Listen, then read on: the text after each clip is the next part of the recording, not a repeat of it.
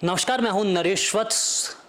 चुनाव सुधार को लेकर पूरे देश में बहस चल रही है। बाहुबलियों का, अपराधियों का और धन बल का चुनाव में कम से कम इस्तेमाल हो, इसको लेकर देश का आम जनमानस आक्रोशित है, आंदोलित है।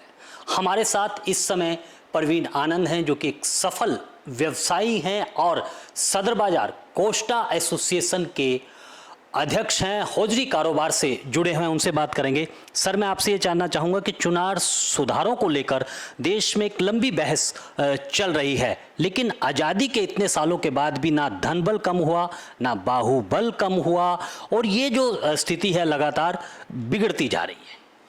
उसका सबसे बड़ा कारण है हमारे शुरू से ही जो वातावरण बनता चला गया। आज़ादी के बाद होना तो ये चाहिए था कि हम अपने समाज के लिए, समाज के हितों के लिए जो कार्य करना चाहते थे वो कार्य सिर्फ कागज़ों में और भाषणों में रह गया, और उसका इम्पैक्ट जो होना चाहिए था, जो उसका पब्लिक को बेनिफिट मिलना चाहिए था, जो आज़ादी लोगों को महसूस होनी चाहिए थी, वो आज़ादी आज 75 साल के बाद भी आज जनता में नहीं नज़र आती है।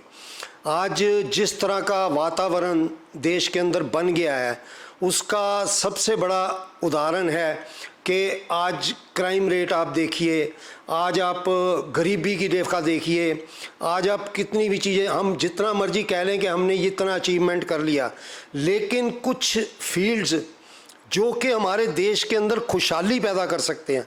आज आदमी अगर पैसा कमा भी रहा है ना, तो उसको ऐसा लग रहा है कि यार ये पैसा तो कमा रहे हैं, लेकिन चेहरों पे खुशहाली नहीं है। मतलब डर लगा रहता है कि कल को कोई सरकारी अफसर हमारे घरों में घुस आएगा, कोई सरकारी तंत्र जो है ये हमारे ऊपर ये चीज़ कर देगा, और लोगों के अंदर ये फीलिंग आती है कि यार कहीं बाहर जा रहे हैं, हमारे बच्चे अगर रात को लेट हो गए हैं तो क्या। इस तरह का वातावरण जो देश के अंदर है, ये कहीं ना कहीं हमारी जो शुरू की राजनीतियों की पॉलिसीज़ और ये सारी चीज़ें जो है, उसका एक बहुत बड़ा इसका असर जो है हमारे समाज पे पड़ रहा है। और सबसे बड़ा चुनाव का जो विषय आपने उठाया कि चुनाव के सबसे बड़ा क्या है कि चुनाव जो हैं वो ऐसे तरीके से होने चाहिए कि आप प्रजातंत्र का मतलब क्या है कि प्रजा का राज। लेकिन क्या हमें आज महसूस हो रहा है कि प्रजा का राज है? आज जब जो लोग चुन के आते हैं, वो जिस टाइम वोटिंग होती है उस टाइम आपके पैरों को भी हाथ लगाते हैं, आपके पास आके आपके वायदे भी करते हैं, सब कुछ करते हैं। और जब इलेक्शन के आप देखते हैं सरकारें बन जाती हैं, उसके बाद उनका जो व्यवहार है, उनका जो टच है, नीचे के ग्राउंड लेवल के लोगों से ख़त्म हो जाता है।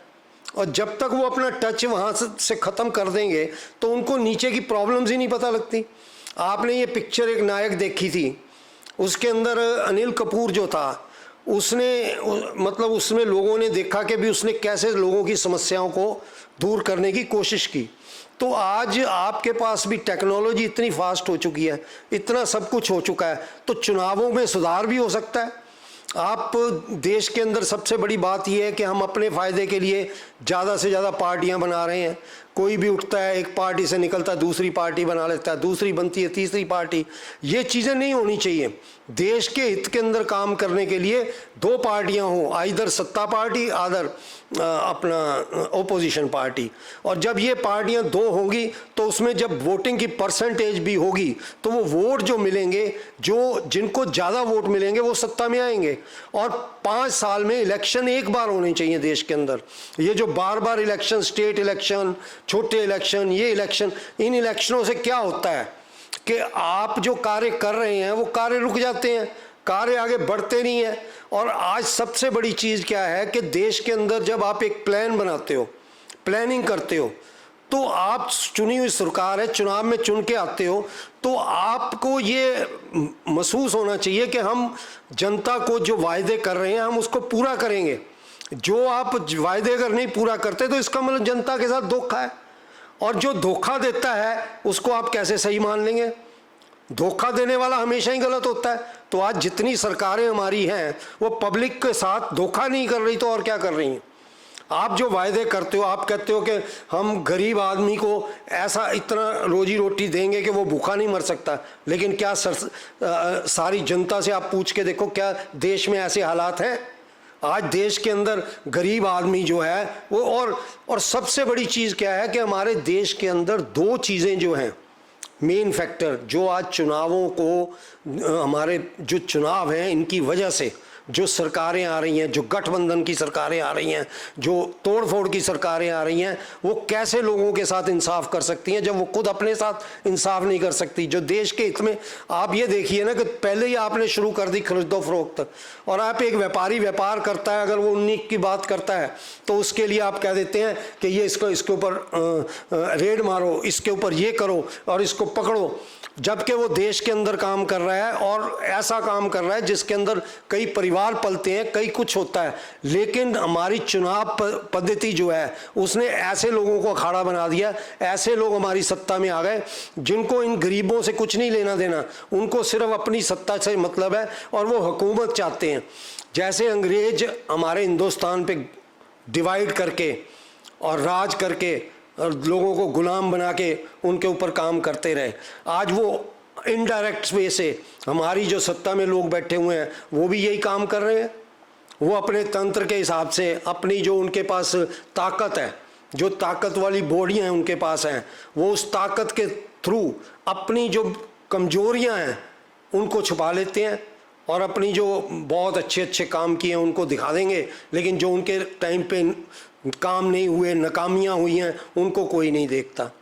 तो ये जब तक ये इस तरह की व्यवस्था जो हमारे देश के अंदर है, ईमानदार व्यवस्था नहीं आएगी, ईमानदार लोग नहीं आएंगे और उनको जो ये डर ख़त्म नहीं किया जाएगा। आज जो डर ईमानदार आदमी को ये है कि वो आगे आकर वो अपनी परिवार की सुरक्षा को खतरे में डालता है, अपने आप को खतरे में डालता है। इस वजह से कोई भी शरीफ आदमी या कोई भी ईमानदार आदमी ये नहीं चाहता कि मैं इलेक्शन में आऊं या ऐसा कोई कार्य करूं जिससे कि ये जो सत्ता में बैठे हुए लोग हैं, जिनके पास ताकत है, वो मेरे ऊपर किसी तरह का प्रहार करें, किसी तरह का। लेकिन मैं एक रिक्वेस्ट यूँ करूँगा कि जितने भी लोग आज सत्ता में बैठे हैं, मेरे जो सीनियर जो लीडर्स हैं, उनसे मेरा एक ही रिक्वेस्ट है कि अगर आप देश का भला चाहते हो तो ये चुनावों की व्यवस्था ठीक करो, चुनावों की जो प्रक्रिया है इसको ठीक करो। मैं चीफ जस्टिस ऑफ इंडिया से भी कहूँगा कि उनको खुद से ज्ञान लेना चाहिए। अखबारों में रोज़ क्या दुर्दशा आती है, क्या हालात आते हैं, अगर वो उसमें से 1% चीज़ को लेकर खुद भी उन चीज़ों को दूर करने की कोशिश करें, हमारे बैठे बड़े बड़े लीडर करें, तो मैं नहीं समझता कि अगर ये आज ये भ्रष्ट अफसर, भ्रष्ट इंस्पेक्टर्स, भ्रष्ट तंत्र अगर हमारे सत्ता में से दूर हो जाए तो मैं ये समझता हूँ कि हमारा देश जो पहले किसी टाइम सोने की चिड़िया कहलाता था, वो दोबारा से सोने की चिड़िया बन जाएगा अगर देश के अंदर हम अपने गांव के अंदर जाकर, हम अपने रूरल एरियाज़ में जाके अपने भाइयों को, जो बेचारे मध्यवर्गीय हैं, गरीब हैं, उन लोगों को उतना काम मिले ताकि वो सोचे नहीं कि हमने कोई क्राइम करना है, या उनको इस तरह की फुर्सत ही ना मिले, उनको इस तरह की लाइफ मिले कि वो अपना देश के हित में भी काम करें और अपने रोजी रोटी के अंदर काम में करें। आज सबसे बड़ा हमारा दुर्भाग्य पता क्या है कि जो हमारा मैन्युफैक्चरिंग यूनिट, जो हमारी किसान, ये दो फैक्टर किसी टाइम के अंदर लोग, मतलब बुजुर्ग क्या कहा करते थे, उत्तम खेती, मध्यम व्यापार और नौकरी को हम थर्ड क्लास समझते थे। लेकिन आज क्या व्यवस्था हो गई है? ये किसकी वजह से हो गई है? ये हमारी सरकारों की सोच की वजह से, ये हमारे लीडरों की सोच की वजह से कि आज सबसे पहले नौकरी मांगता है आदमी और उसके बाद बेचारा व्यापारी जो है वो अगर मध्यवर्गीय है तो उसका तो मजबूरी है, वो तो सरकार के आगे हाथ जोड़ के जो जैसी पॉलिसियाँ बनती हैं वो बनाते रहते हैं। और उसके बाद ये जो आज किसान है बेचारा, जो देश का सबसे बड़ा अन्नदाता है, उसकी जो दुर्दशा होती है वो सब आपको पता ही है। तो मैं तो कहूँगा कि चुनावों में सबसे पहले सरकारों को चुनने की, ईमानदार सरकारें आए, ईमानदार सोच आए और लोगों को धोखा ना दे, लोगों को झूठ ना बोले। अगर आप 10 काम नहीं कर सकते, 5 कर सकते हो तो 5 का वायदा करो। अगर आप 2 काम कर सकते हो, 2 का वायदा करो। आप 10 का वायदा क्यों करते हो? 20 का वायदा क्यों करते हो? आज कोई व्यापारी किसी के साथ व्यापार करता है, किस तरीके से चलता है, अगर उसको कमिटमेंट करता है तो वो कमिटमेंट पूरी करता है तो उसकी रेपुटेशन बनती है। इसी तरह सरकार अगर अपने काम के अंदर ईमानदारी दिखाए, अपने काम को जो वायदे लोगों से कर रही है उसको पूरा तरह से करे, तो कैसे नहीं सरकार की रेपुटेशन बनेगी, कैसे नहीं लोग सरकार के साथ साथ देंगे। अच्छे काम के लिए लोग निकल के आएंगे, लेकिन उससे पहले हमारे लीडरों को बदलना पड़ेगा, हमारे सरकारी तंत्र को बदलना पड़ेगा, तब ये जाकर हमारे देश का, और हमारा देश ऐसे कोई कमी नहीं है, लेकिन हम अपने देश की जड़ें अपने आप ही खोद रहे हैं। हमने ये जो भ्रष्ट तंत्र पैदा कर दिया है, इस भ्रष्ट तंत्र को पैदा करने का तरीका भी हम लोगों ने खुद ही लीडरों ने आज़ाद किया है अपने फ़ायदे के लिए, वोट बैंक के लिए। वोट बैंक को अगर आपने सही वोट बैंक का इस्तेमाल करना है तो आपको अपना सिस्टम बदलना पड़ेगा, और लोगों की जो वो बेचारे जो आपको मैंडेट दे के भेजते हैं, अगर आप उस मैंडेट को नहीं पूरा करते हैं तो लोगों को ये हक मिलना चाहिए कि वो आपको दोबारा कटघरे में 2 महीने में 6 महीने में कटघरे में खड़ा करके और आपसे इस चीज़ के बारे में पूछ सकें और आपको इसका जवाब देना पड़े। तो यही एक सबसे बड़ा सवाल है, अगर चुनाव सुधारों को नहीं बदला गया, उनको लागू नहीं किया गया तो व्यवस्था नहीं बदल सकती। तो आज के लिए बस इतना ही, मुझे दीजिए अनुमति।